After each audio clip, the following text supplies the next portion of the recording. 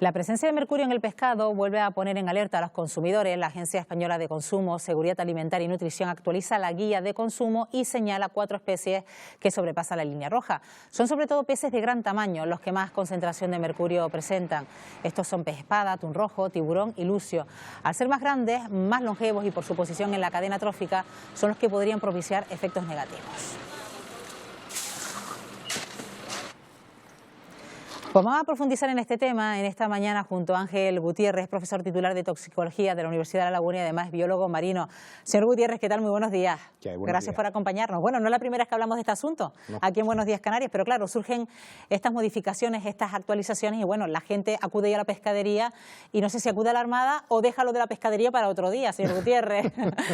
Sí, puede ser, puede ser. El tema es que la Agencia Española de Consumo, Seguridad Alimentaria y Nutrición ha hecho una actualización ahora en el 2019 de unas recomendaciones que ya por otro lado conocíamos del año 2011. Lo único que ha hecho es modificar un poco el consumo, las dosis, ¿no? Las ingestas y modificar los rangos de edad, ¿no? Atendiendo a unos estudios que hizo la Autoridad Europea de Seguridad Alimentaria en el 2012, 2014 y repitió en el 2015.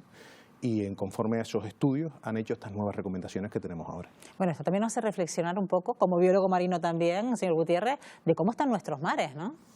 Bueno, en principio es verdad que las especies marinas pueden tener una cierta carga de mercurio, pero bueno, en todo caso hay que tener cuidado con estas especies que son muy grandes, que tienen una biomagnificación en la cadena alimentaria, evidentemente, y que pueden tener una concentración de mercurio que, por otro lado, siempre recordarles que hay un reglamento de la Comunidad Europea, el 1881-2006, que indica la concentración máxima, por ejemplo en este caso, de mercurio, que pueden tener los peces para poder ser comercializados.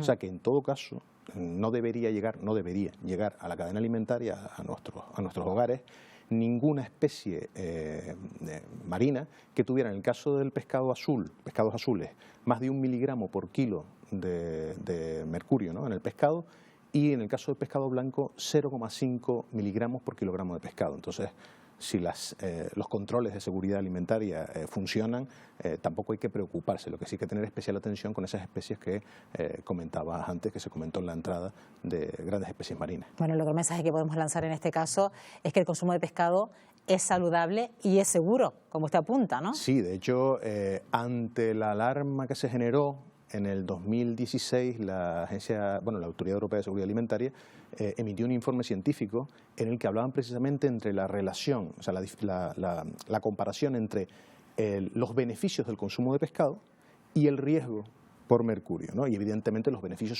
superan muchísimo al riesgo. No dejar de comer pescado, lo que pasa es que hay que tener una serie de pautas que comentaremos.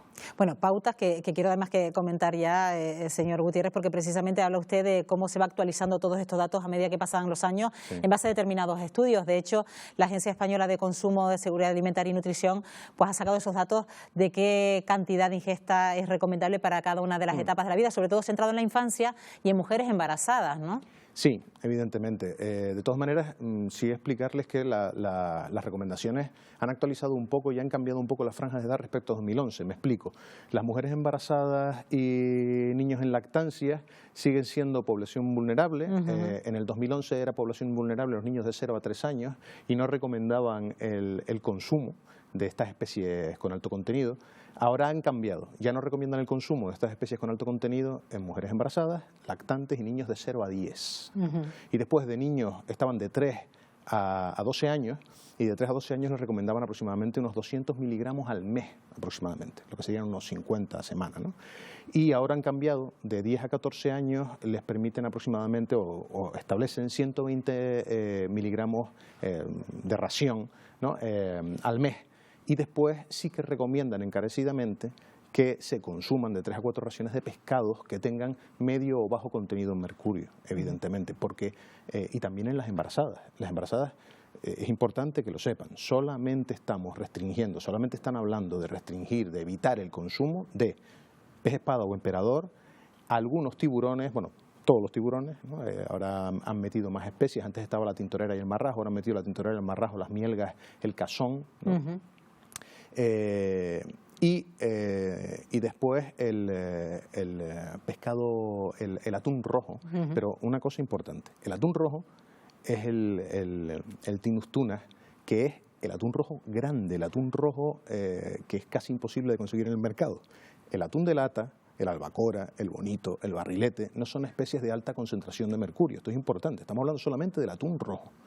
Y el lucio, que es un pez de agua dulce, ¿no?, que tiene unas grandes concentraciones y también se evita. Pero así todo, el beneficio para las embarazadas de comer pescado que no sean estos que hemos referido anteriormente supera ampliamente al posible riesgo por la ingesta. O sea, no olvidemos que el pescado es rico en ácidos grasos poliinsaturados de cadena larga, los omega 3, que tienen una gran importancia en el desarrollo del cerebro, sobre todo de los fetos que están en desarrollo. Y también hay oligoelementos esenciales y macroelementos. El calcio, el zinc es importantísimo también para el desarrollo, aparte de las proteínas de alto valor que tienen. O sea, estamos hablando de restringir el consumo en esos peces grandes que hemos nombrado. El resto se pueden consumir, lo que pasa es que hay que tener una serie de pautas. Claro, la gente se pregunta, si me someto a altas concentraciones de mercurio, ¿qué me puede pasar? ¿Qué perjuicios tiene para el organismo? La Agencia Europea de Seguridad, la Autoridad Europea de Seguridad Alimentaria ha fijado lo que llamamos nosotros una ingesta diaria, una ingesta semanal tolerable, ¿no?, la tolerable weekly intake. Esa ingesta semanal tolerable está fijada en 4 microgramos de mercurio por kilogramo de peso corporal por semana. Para el mercurio y para metilmercurio, que es el derivado orgánico más frecuente del mercurio, está en 1,3 microgramos de metilmercurio por kilogramo por peso corporal.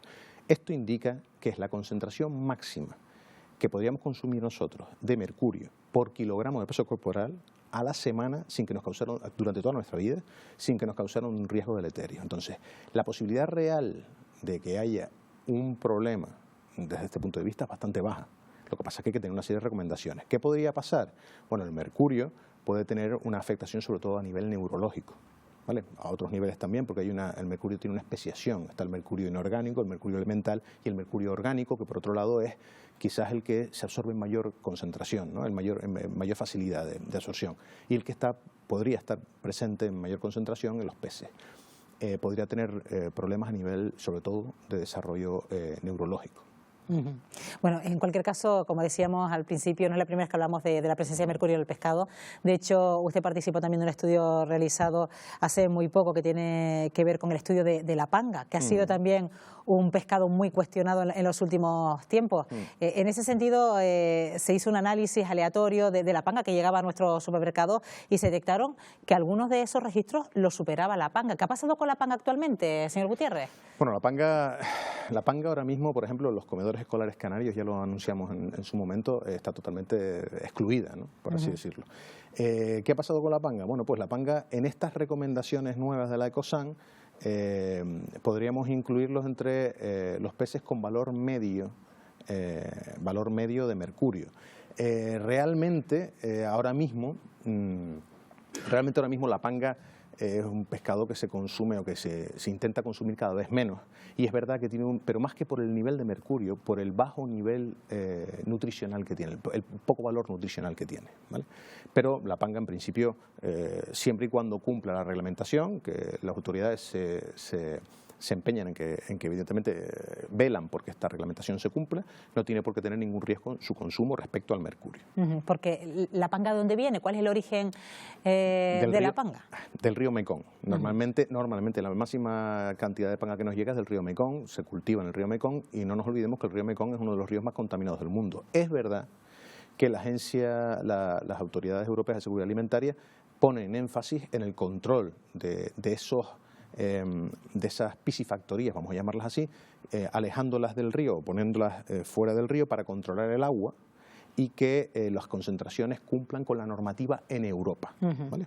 Pero bueno, ya lo vimos en el estudio que hicimos hace algún tiempo que habían ejemplares que superaban la reglamentación. Bueno, nos quedamos con el mensaje de tranquilidad en cualquier caso, teniendo en cuenta que precisamente estas actualizaciones surgen por el bienestar de la ciudadanía, esta actualización que ha hecho la Agencia Española de Consumo, Seguridad Alimentaria y Nutrición.